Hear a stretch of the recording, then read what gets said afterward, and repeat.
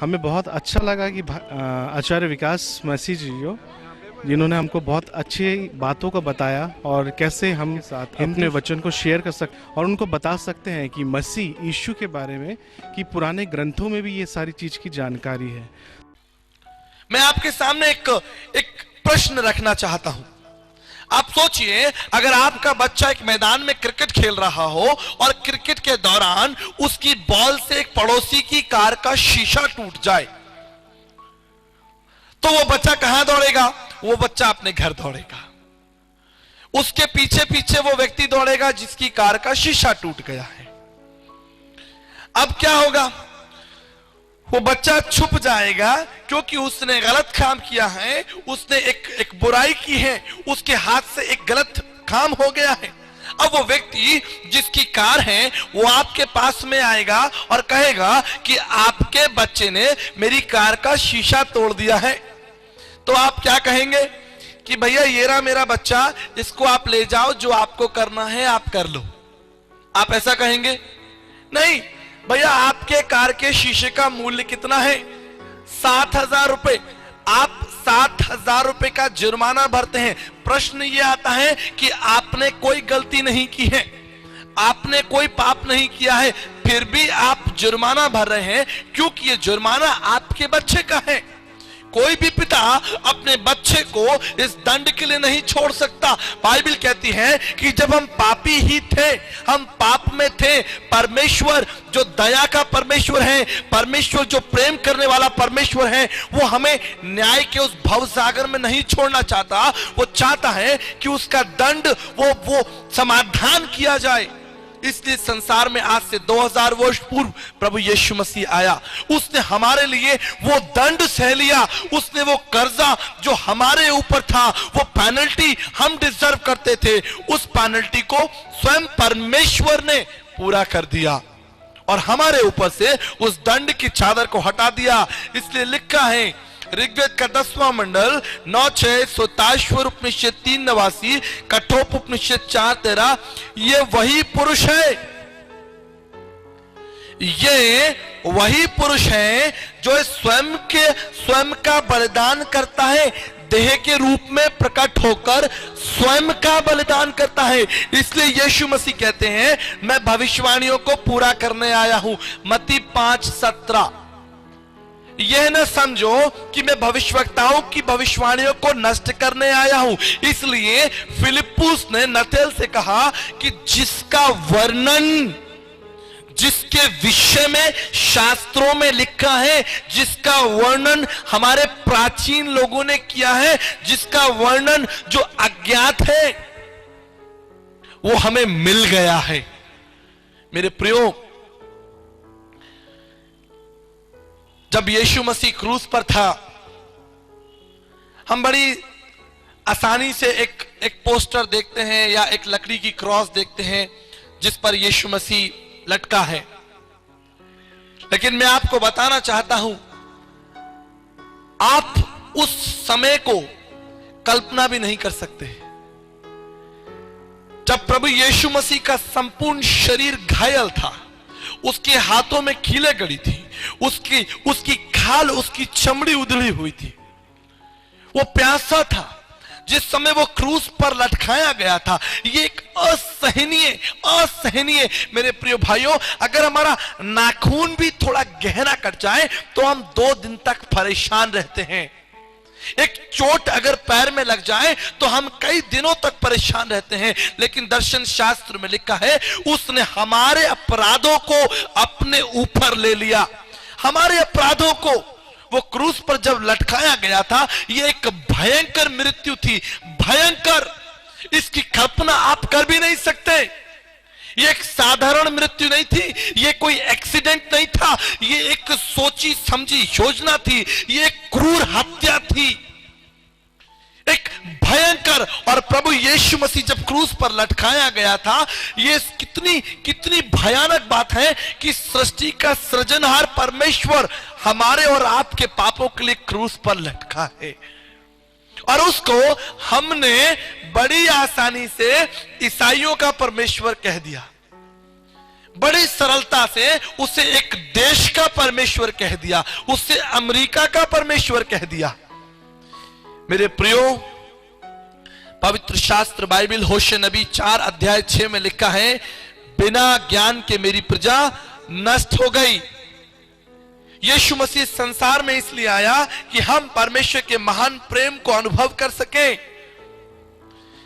कुलिस्सियों की पत्री उसका पहला अध्याय 15 पद में लिखा है, वह तो अदृश्य परमेश्वर का प्रकटीकरण है और सारी सृष्टि का पहलौठा है, क्योंकि उसी में सारी सृष्टि होती है। वो आदि और अल्फा और ओमेगा और अंतिम है। वो कोई साधारण व्यक्ति नहीं है। इसलिए ऋग्वेद का पहला मंडल कहता है, अयम यज्ञो भुवनेश्वर पशोई यज्ञम, वो परमेश्वर का मेमना है। परमेश्वर का मेमना है जो जगत के पापों को उठाकर लेकर जाता है। यीशु मसीह संसार में इसलिए नहीं आया कि आप पर एक और दंड की आज्ञा दी जाए, लेकिन वो संसार में इसलिए आया कि वो दंड आपके ऊपर से हटा लिया जाए। क्यों यीशु मसीह संसार में आया? ये एक बहुत बड़ा प्रश्न है। कभी अपने मन से पूछिएगा मेरे प्रियो, कभी समय निकालिएगा। ओ कितनी सुंदर प्रार्थना की गई। ऋग्वेद का 10वां मंडल कहता है, हे परमेश्वर हमें पाप से स्वतंत्र कीजिए, हे परमेश्वर हमें दंड मत दीजिए, ओ परमेश्वर हम पर दया कीजिए, हमारे समस्त पापों को दूर कर दीजिए। और आज इस प्रार्थना का उत्तर हमें कलवरी के क्रूस पे से मिलता है कि मैंने तुम्हारे अधर्मों को क्षमा कर दिया है, मैंने तुम्हारे पापों को क्षमा कर दिया है, मैंने तुम्हारे कर्ज को झुका दिया है। ए मेरे प्रियो, अब आप परमेश्वर की दृष्टि में पापी नहीं हो, क्योंकि परमेश्वर ने अपने लहू के द्वारा आपको शुद्ध और पवित्र किया है। मेरे प्रियो, जब आप आदम की समानता में थे, और वो पहला आदम, जब आप उसकी समानता में थे, आप पापी थे, क्योंकि एक मनुष्य के पाप के द्वारा संपूर्ण जगत पाप में गिर गया। लेकिन यीशु मसीह दूसरा आदम है, और जब आज परमेश्वर आप पर दृष्टि करता है, वो पहले आदम को देखकर नहीं, लेकिन द्वितीय आदम प्रभु यीशु मसीह की समानता में होकर आपको देखता है। क्योंकि अगर परमेश्वर पहले आदम की दृष्टि में आपको देखे, तो मैं और आप आज भी परमेश्वर की दृष्टि में पापी कहलाएंगे। लेकिन द्वितीय आदम प्रभु यीशु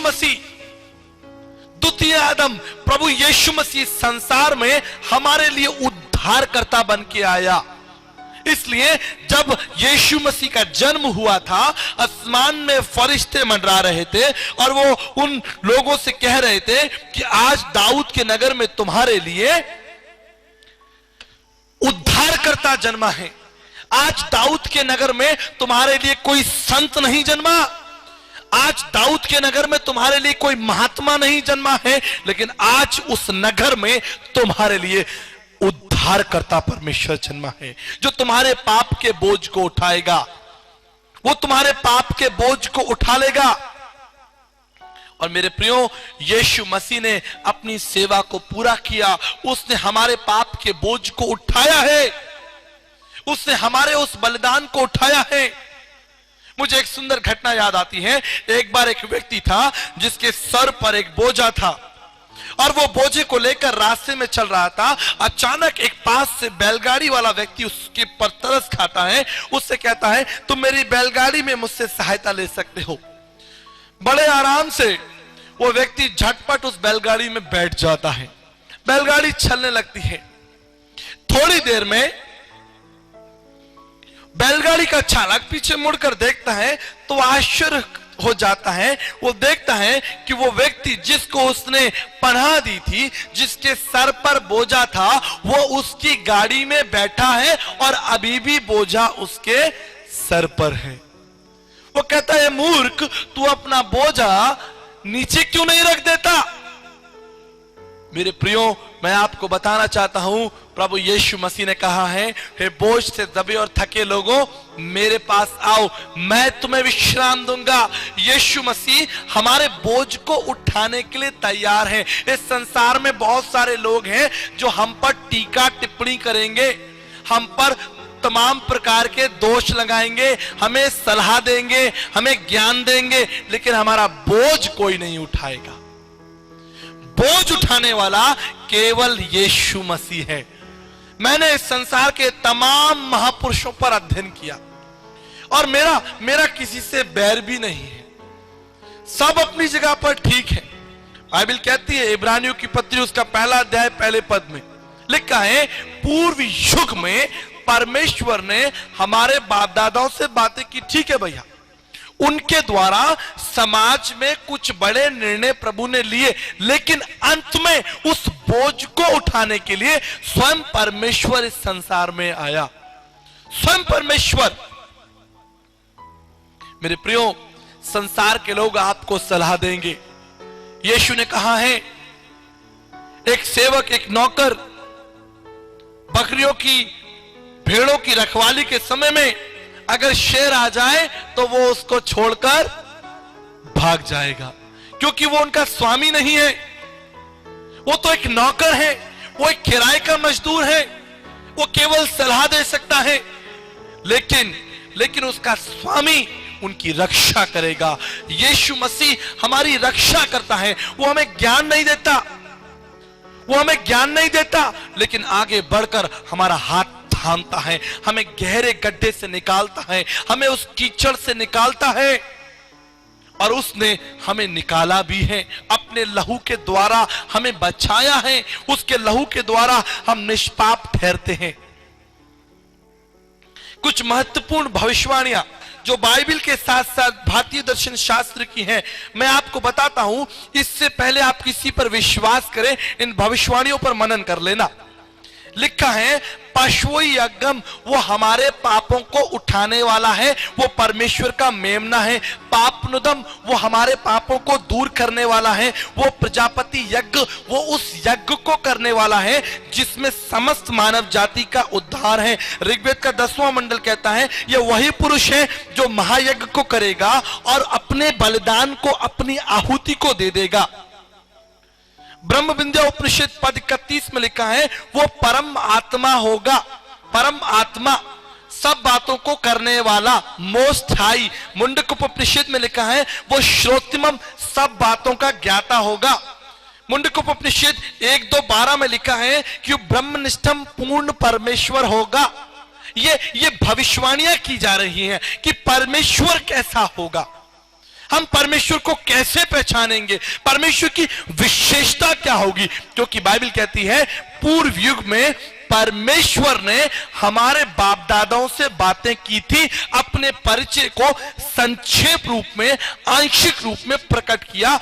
इसलिए फिलिप्पुस कहता है, जिसका वर्णन मूसा और भविष्यवक्ताओं की पुस्तकों में किया गया है, वो हमें मिल गया है। वो हमें मिल गया है। वो कौन है जो ब्रह्मचारी, अथर्ववेद 11:5-17 के अनुसार वो कौन है जिसने सन्यास के जीवन को जिया। वो कौन है पढ़नी 4:4-98 के अनुसार जो निष्पाप है, जो विवेक चूड़ामणि 34 के अनुसार निर्मल, त्रिकाल यज्ञ और शरण स्थल है। वो कौन परमेश्वर है। इसलिए आज फिलिप्पुस बड़े दावे और विश्वास के साथ नथेल से कहता है, जिसका वर्णन मूसा ने भविष्यवक्ताओं की पुस्तकों में किया है, वो हमको मिल गया है। 20 साल तक मैंने इस बात को अध्ययन किया कि प्रभु के संदेश में भारत के लिए क्या योजना है, भारत के लोगों से परमेश्वर ने क्या बातचीत की है। और ये सुंदर भविष्यवाणियां हम देखते हैं कि प्रभु यीशु मसीह संसार में अचानक नहीं आया, लेकिन उसका आना प्राचीन से था। उसका संपूर्ण जीवन भविष्यवाणियों पर आधारित था। इसलिए आज प्रभु का यह वचन पूरा होता है कि मैं भविष्यवाणियों को पूरा करने के लिए आया हूं। इसलिए यीशु मसीह संसार में आया कि हमारे पाप हमारे जीवन से दूर किए जाए। हालेलुया। आप में से कितने लोगों ने उड़ाव पुत्र की कहानी को सुना है? ये कहानी मुझे बड़ी प्यारी लगती है। ये मेरे लिए बड़ा महत्वपूर्ण विषय है। मैं देखता हूं कैसे उसका पिता प्रत्येक दिन, कल्पना कीजिए, प्रत्येक दिन दिन उस सड़क पर, उस मार्ग पर दृष्टि करता था कि एक दिन मेरा बेटा लौटेगा, एक दिन वो मेरे बाहों में होगा, एक दिन फिर मैं उससे प्यार करूंगा। मेरे प्रियो, वो बच्चा, वो नादान बच्चा अपने पिता से अपनी संपत्ति को लेकर अपने पिता को, अपने सृष्टिकर्ता को, अपने जनक को छोड़कर चला गया। उसे अपने पिता की चिंता नहीं थी, उसने उसके आंसू की चिंता नहीं की, उसने उसके मन की चिंता नहीं की, लेकिन फिर भी उसका पिता, जो उसका पिता था, जो उसका सृष्टिकर्ता था, वो उसके दिल में हमेशा धड़कता था, एक दिन मेरा बेटा वापस लौटेगा। और जब उसका बेटा वापस लौटा, बाइबल बताती है उसने मार्ग में उसको पहचान लिया। शायद मैं और आप होते तो कहते शायद कोई भिखारी आ रहा है, क्योंकि वो गंदा था। उतने दिनों में वो शायद कितना अजीब लगता हो, सूअरों के साथ रहकर, सूअरों का खाना खाकर, सूअरों की समानता में वो बिल्कुल सूअर लगता होगा। लेकिन बाइबल कहती है उसके पिता ने उसे पहचान लिया और वो दौड़ कर गया, उसे गले लगाया, उसे छूमा, उसे प्यार किया। ओ कितना अद्भुत मंजर होगा वो उस पिता के प्रेम के लिए। मेरे प्रियो, प्रभु यीशु मसीह क्यों आया? वो आपको गले लगाने के लिए आया। यीशु मसीह संसार में इसलिए आया ताकि आप परमेश्वर के प्रेम को अनुभव कर सकें। उसने स्वर्ग की महिमा को त्याग दिया और मनुष्यों के बीच मनुष्य बनकर रहा और संसार के तमाम दुखों को भोगा, संसार के तमाम दुखों को भोगा। पवित्र शास्त्र बाइबल का एक पद मुझे मन को तोड़ता है, मैं अपने घर आया और अपनों ने मुझे नहीं पहचाना। कितना कितना कठोर निर्णय था उन लोगों का जिन्होंने यीशु मसीह को नहीं पहचाना। वो यीशु मसीह जो हमारे पापों के लिए मारा गया, वो यीशु मसीह जो हमारे लिए गाड़ा गया, वो यीशु मसीह जिसके मुंह पर थूका गया, वो यीशु मसीह जो हमारे लिए अपमानित किया गया। आज हमारे परिवार की सबसे बड़ी आवश्यकता है कि हम उस यीशु मसीह की ओर लौटें। हम सब में से व्यक्तिगत सबकी आवश्यकता है कि हम परमेश्वर की उस यीशु मसीह की ओर वापस लौटें। हमें अपने घर वापस लौटना है। वही हमारा घर है, वही हमारी सच्चाई है, हम वही हैं, हम वही के लोग हैं, हम इस संसार के लोग नहीं हैं। मेरे प्रियो, मैं आपको बताना चाहता हूं कि ना केवल हमें परमेश्वर की आवश्यकता है, लेकिन उसे भी हमारी आवश्यकता है। वो हमारे बिना रह नहीं सकता। He is our creator, he is our master, he is the one who created us. वो हमारे बिना रह नहीं सकता, इसलिए उसने स्वर्ग की महिमा को त्याग दिया और आपसे मिलने संसार में चला आया। हालेलुया। उसने आपसे प्रेम किया, उसने मां से बढ़कर प्रेम किया। मेरे प्रियो, बाइबल कहती है संभव है कि एक मां अपने बच्चे को छोड़ दे, संभव है कि एक पिता अपने बच्चे को भूल जाए, लेकिन मैं वो तुम्हारा परमेश्वर तुम्हें कभी नहीं भूलूंगा। मैंने तुम्हारा चित्र अपनी हथेली पर बनाया है। ओ मेरे प्रियो, कल्पना कीजिए जब उसके हाथ पर वो कीलें पड़ी होंगी, ओ कितना भयानक मंजर होगा। लेकिन जब यीशु कहता है कि मैंने तुम्हारा चित्र अपनी हथेली पर खोद कर बनाया है, कल्पना कीजिए कि उस घाव में वो आपको देखता होगा। वो घाव आपके लिए था, आपके लिए था, लेकिन उस घाव को उसने अपने ऊपर ले लिया। हालेलुया। उस दुख को उसने अपने ऊपर ले लिया, उस सताव को, उस पीड़ा को उसने अपने ऊपर ले लिया। मेरे प्रियो, परमेश्वर क्या चाहता है? वो चाहता है कि आप उसकी बाहों में रहें, वो चाहता है कि आप उसके सुरक्षा के घेरे में रहें। अदन की वाटिका में एक चुनाव किया गया था। उस आदम ने, उस हव्वा ने परमेश्वर की संगति को ठुकरा दिया। उन्होंने अनाज्ञाकारिता को ढूंढ लिया, उन्होंने उस बुराई को चुन लिया, लेकिन फिर भी परमेश्वर ने उन पर तरस खाया। फिर भी परमेश्वर ने, मैं पढ़ता हूं उत्पत्ति की पुस्तक, बाइबल बताती है कि परमेश्वर मनुष्य को बनाने से पछताया, अपने मन में अधिक खेदित हुआ। क्यों? क्योंकि परमेश्वर मनुष्य से बहुत प्यार करता था। परमेश्वर आज भी आपसे बहुत प्यार करता है, लेकिन सोचिए, बाइबल बताती है, कल्पना कीजिए कि परमेश्वर आदम और हव्वा को बनाकर पछताया। क्यों? क्योंकि उन्होंने परमेश्वर के विरुद्ध उस अनाज्ञाकारिता को चुन लिया था। और आज भी जब हम तमाम बुराइयां करते हैं, हमारे लिए वचन सिद्ध होता है कि परमेश्वर हमें देखकर कितनी तकलीफ में होता होगा जब वो देखता है कि लोग शराब पी रहे हैं, वो देखता है कि लोग जाति और धर्म के नाम पर लड़ रहे हैं, एक दूसरे का खून बहा रहे हैं, एक दूसरे का अपमान कर रहे हैं, एक दूसरे के साथ षड्यंत्र रच रहे हैं। परमेश्वर को कितना दुख होता होगा। इसलिए संसार में यीशु मसीह आया ताकि इनका निवारण किया जाए, इन समस्याओं का अंत किया जाए और हम परमेश्वर की समानता में एक नए जीवन को प्राप्त करें। इसलिए यीशु मसीह ने कहा है, अपना बोझ तुम मुझ पर डाल दो, मुझे तुम्हारा ध्यान है। I love you. वो आपसे प्रेम करता है। उसने आपका चित्र अपनी हथेली पर खोद कर बनाया है। भजन संहिता 23:4 में लिखा है, चाहे मैं घोर अंधकार से भरी हुई तराई में होकर चलूं तो भी मैं हानि से नहीं डरूंगा, क्योंकि मेरा जीवित परमेश्वर मेरे साथ है। मेरे प्रियो, यीशु मसीह जो जीवित है वो आपके साथ है। पवित्र शास्त्र बाइबल बताती है उसने आपके बोझ को उठा लिया।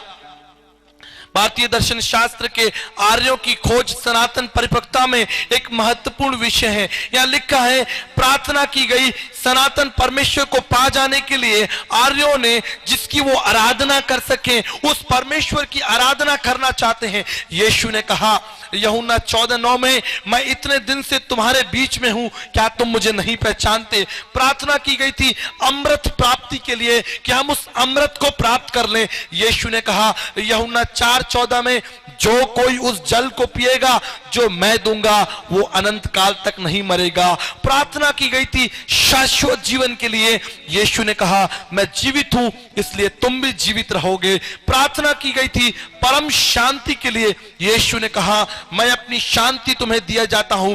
प्रार्थना की गई थी भारत में उस परम आनंद के लिए। यीशु ने कहा तुम्हारा आनंद पूरा होगा, अगर तुम मेरी आज्ञाओं में बने रहोगे तुम्हारा आनंद पूरा हो जाएगा। प्रार्थना की गई थी भारत में उस परम ज्योति के लिए। यीशु ने कहा मैं जगत की ज्योति हूं। प्रार्थना की गई थी परमेश्वर के साथ एक संबंध के लिए कि प्रभु हम आप में बने रहें। और यूहन्ना की पत्री उसका 15 अध्याय कहता है प्रभु तुम मुझ में बने रहो। प्रार्थना की गई थी परमेश्वर के अनुग्रह को प्राप्त करने के लिए। इफिसियों की पत्री में प्रभु ने कहा मेरा अनुग्रह तुम्हारे लिए काफी है। प्रार्थना की गई थी कि परमेश्वर आप देह को धारण कर इस संसार में अपने आप को प्रकट कीजिए। ये प्रार्थना की गई थी कि परमेश्वर आप देह को धारण कर इस संसार में अपने आप को प्रकट कीजिए। बाइबल बताती है कुलिस्सियों की पत्री वो अदृश्य परमेश्वर का प्रतिरूप और सनातन परमेश्वर था। प्रार्थना की गई थी कि हमारे पापों को कौन उठाएगा। बाइबल में यीशु ने कहा मैं तुम्हारे पापों को उठाऊंगा। मेरे प्रियो, भारतीय दर्शन शास्त्र की 544 शास्त्रों को पढ़ने के बाद इन प्रार्थनाओं का उत्तर मुझे यीशु मसीह के जीवन से मिलता है, सिर्फ और सिर्फ यीशु मसीह के जीवन से। इस पवित्र शास्त्र बाइबल में बहुत सारे लोग हैं। क्या मूसा आपके पापों के लिए मरा? क्या दाऊद ने आपके बोझ को उठाया? क्या अब्राहम ने आपके लिए क्रूस के बलिदान को सह लिया? नहीं। इस पवित्र शास्त्र बाइबल में भी बहुत सारे लोग हैं जिनके द्वारा परमेश्वर ने महान कार्यों को किया, जिनके द्वारा परमेश्वर ने महान संदेश को दिया। इसी तरह भारत की इस पवित्र भूमि पर परमेश्वर ने तमाम लोगों के द्वारा महान कार्यों को प्रकट किया, संदेश को दिया। लेकिन पापों का बोझ उठाने के लिए दर्शन शास्त्र कहता है सोइत्वस्कत्रमीश पुत्रम क्वारी गर्भसम्मो ईसा मसीहा इतिच मम नाम प्रतिष्ठनम। उस बोझ को उठाने के लिए स्वयं परमेश्वर हमारे बीच में आएगा और वो निष्कलंक होगा। स्वयत्वस्कत्रमीश पुत्रम, परमेश्वर का पुत्र, उसका जन्म कुंवारी स्त्री से होगा और उसका नाम यीशु मसीह प्रतिष्ठित किया जाएगा। यही यीशु आपके पापों को उठाएगा और कोई संसार का तत्वदर्शी ज्ञानी महात्मा गुरु पीर पैगंबर आपके और मेरे पाप के बोझ को नहीं उठा सकता, क्योंकि दर्शन शास्त्र कहता है देव धनुज मुनि नाग मनुज सब माया विवश विचारे। इस संसार में हर एक व्यक्ति पापी है, कोई भी आपके पाप के बोझ को नहीं उठा सकता। हर एक व्यक्ति अपने पाप के बोझ को लेकर जूझ रहा है। हमें आवश्यकता है उस परमेश्वर की जो हमारे पाप के बोझ को उठा सकता हो। मेरे प्रियो, आज से 2000 वर्ष पूर्व परमेश्वर ने अपने हाथ को बढ़ाकर आपके पाप के बोझ को उठाया है। उसने आप पर तलवार नहीं उठाई, उसने आपके ऊपर गदा और भाला नहीं चलाया, लेकिन उसने अपने छिदे हुए हाथों से आपके पापों को क्षमा कर दिया है। उसने आपका नाम जीवन की पुस्तक में अपने लहू के द्वारा लिख दिया है। और पवित्र शास्त्र बाइबल कहती है वो जीवन की पुस्तक में जिसमें तुम्हारा नाम लिख दिया गया है, कोई भी उसको मिटा नहीं सकता। प्रिय दर्शकों, हम अपना सत्संग समाप्त नहीं करना चाहते आपको बिना ये अवसर दिए यीशु मसीह को अपने जीवन और अपने परिवार का उद्धारकर्ता प्रभु ग्रहण करें। मेरे साथ इस प्रार्थना को दोहराएं। प्रभु यीशु, मैं आपके महान प्रेम और बलिदान के लिए आपका धन्यवाद करता हूँ। अपनी प्रतिज्ञा के अनुसार मेरे जीवन में आए, मेरी सहायता करें और मुझे अपने पुत्र पुत्री होने का अधिकार दें। इस प्रार्थना को मैं यीशु मसीह के नाम से मांगता हूँ, आमीन। प्रिय दर्शकों, हम धन्यवाद देना चाहते हैं इस समय जब आप यीशु सत्संग कार्यक्रम को टीवी पर देख रहे हैं। बहन मोनिका भूटानी ने मुंबई से इस कार्यक्रम को आप तक पहुंचने में हमारी सहायता की है। हम इस परिवार को प्रभु यीशु मसीह के नाम से ब्लेस करते हैं। हम विश्वास करते हैं कि प्रभु की इच्छा और अनुग्रह इस परिवार में हमेशा बनी रहे। साथ ही प्रार्थना करते हैं उनके भाई के परिवार के लिए कि उनके जीवन में, उनके परिवार में प्रभु का अनुग्रह बना रहे, उनके बच्चों पर प्रभु की आशीष बनी रहे। हम प्रार्थना करना चाहते हैं हमारे तमाम दर्शकों के लिए, भारत देश के लिए। एक और हम देखते हैं हमारे देश में बहुत उन्नति हो रही है, लेकिन दूसरी ओर हम बहुत सी निराशाओं को, चिंताओं को, परेशानियों को, तमाम कोर्ट केसेस को, तमाम बेरोजगारी को और तमाम चीज़ों को देख रहे हैं जो हमारे परिवारों में किस तरह से क्लेश और बुराई लेकर आ रही है। हम प्रार्थना करते हैं कि प्रभु के अनुग्रह से ये सारी बातें हमारे परिवार और हमारे देश से चली जाएं। और जितने बेरोजगार लोग हैं हम उनके लिए प्रार्थना करते हैं। जितने लोग हैं जिन्होंने अपने जीवन का लक्ष्य खो दिया है, प्रभु का वचन कहता है मेरी ओर लौटो, मैं तुम्हारी सहायता करूंगा। वो हमारा सृजनहार परमेश्वर है, वो हमें निश्चित हमारी सहायता करेगा। साथ ही प्रार्थना करना चाहते हैं हमारे तमाम दर्शकों के लिए जो यीशु सत्संग कार्यक्रम के साथ बने हैं, जो हमारे लिए प्रार्थना करते हैं, अपना सहयोग हमारे संग साझा करते हैं, हमारी सेवा के लिए प्रार्थना करते हैं। हम उन सभी को प्रार्थना में रखना चाहते हैं। आइए मिलकर हम इन बातों के लिए प्रभु का धन्यवाद करें और प्रार्थना करें। प्रभु जी, मैं प्रार्थना करना चाहता हूँ बहन मोनिका भूटानी के लिए। प्रभु जी, उन्होंने अपनी आशीषों को इस कार्यक्रम के साथ साझा किया और पूरे भारत में इस कार्यक्रम को ब्रॉडकास्ट करने में हमारी सहायता की। हम इस परिवार को यीशु मसीह के नाम से आशीष देते हैं। उनके परिवार, बच्चों पर, उनके भाई और उनके परिवार पर भी यीशु आपका अनुग्रह बना रहे। इस परिवार से आप अपने बड़े कार्य को प्रभु जी, बड़े अनुग्रह को आप इन्हें दें और पिता परमेश्वर के जीवन में किसी भी चीज़ की कमी घटी ना हो। हर तकलीफ इनके जीवन से आपके वचन के द्वारा दूर की जाए और आपका सिंहासन इनके परिवार में बना रहे।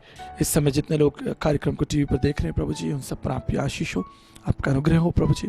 और हमारे देश में तमाम जो समस्याएं हैं, बुराई हैं, कमजोरियां हैं प्रभु जी, लड़ाई झगड़ा, शराब और तमाम निंदा और तमाम ऐसी बातें जिन्होंने हमारे परिवार और हमारे देश को खोखला किया है, पिता आपके वचन के द्वारा वो सब चीज़ें दूर हट जाएं और आपका अनुग्रह और आपकी शांति और आपका प्रेम हमारे भारत में बना रहे। हम प्रार्थना करते हैं प्रभु जी, तमाम वो लोग जो बेरोजगार हैं, जो अपने जीवन का लक्ष्य ढूंढ रहे हैं और जो बीमार हैं प्रभु जी, आप उनकी अपने वचन के अनुसार सहायता कीजिए। धन्यवाद और विश्वास के साथ यीशु मसीह के नाम से मांगता हूँ, आमीन। प्रिय दर्शकों, हम धन्यवाद देना चाहते हैं यीशु सत्संग कार्यक्रम के साथ बने रहने के लिए। अगर आप अपने सहयोग को हमारे साथ साझा करना चाहते हैं, साथ ही अगर आप चाहते हैं कि आपकी मैरिज एनिवर्सरी या बर्थडे पर आप यीशु सत्संग कार्यक्रम को ब्रॉडकास्ट कर सकें, आप इस नंबर पर बातचीत करके हमारे सहयोगी बन सकते हैं और जान सकते हैं कैसे आप हमारे टीवी कार्यक्रम को सहायता दे सकते हैं। हम विश्वास करते हैं कि आपका और हमारा परिश्रम हमारे देश के लिए एक बड़ी आशीष होगा और एक दिन भारत देश प्रभु यीशु मसीह के महान प्रेम और बलिदान को समझेगा। तब तक जय यीशु, जय भारत। प्रभु आपको आशीष दे। God bless.